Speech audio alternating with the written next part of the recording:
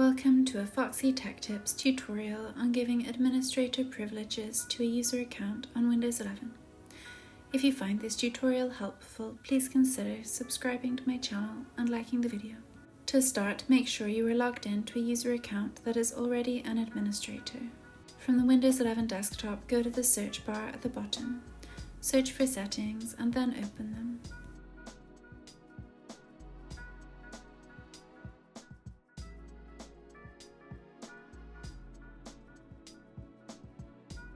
In Settings, select Accounts from the left sidebar. From there, select Other Users. Click the drop-down arrow next to the account you want to edit. Then select Change Account Type. In the pop-up, change the account type to Administrator. And that draws an end to this tutorial. Please like the video if you found it helpful and subscribe to Foxy Tech Tips for more Windows 11 tips and tricks.